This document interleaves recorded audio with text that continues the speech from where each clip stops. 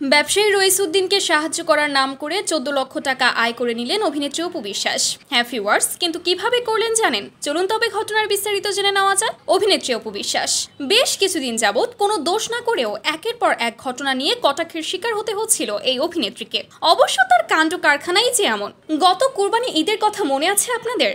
একজন ব্যবসায়ী যে কিনা গরু বিক্রি করেছিল এমন এক ব্যক্তির কাছে, যে ব্যক্তি তাকে জাল টাকা হাতে ধরিয়ে দিয়ে পগার পার। আর সেই খবর তখন বেশ ভাইরাল হয়েছিল। অপু বিশ্বাস সাহায্যের হাত বাড়িয়ে দেয় ওই রইসউদ্দিনের দিকে, এমনকি সেই লোকটাকে হজে পর্যন্ত পাঠিয়েছেন নিজের টাকা খরচ করে। অবশেষে আজ সেই লোক ফিরে এসেছে। আর অপু বিশ্বাস কি করলেন? একটা মুহূর্ত দেরি না করে সেই লোকটির কাছে গিয়ে হাজির। এমনকি তার যতগুলো ফেসবুক পেজ আছে সবগুলোতেই সে লাইভ করে ফাটিয়ে দিয়েছে, এমনকি ডেকেছেন মিডিয়া কর্মীদেরকেও।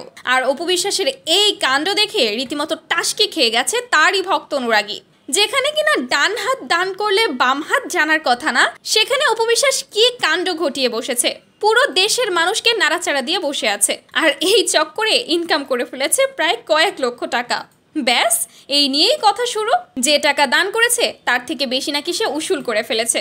যাই হোক ভিউয়ার্স, বিষয়টা নিয়ে আপনাদের কি মন্তব্য কমেন্ট করে জানাতে ভুলবেন না। কিন্তু তার কি কাজটা করা উচিত হয়েছে, নাকি গোপন রাখলেই ভালো হতো?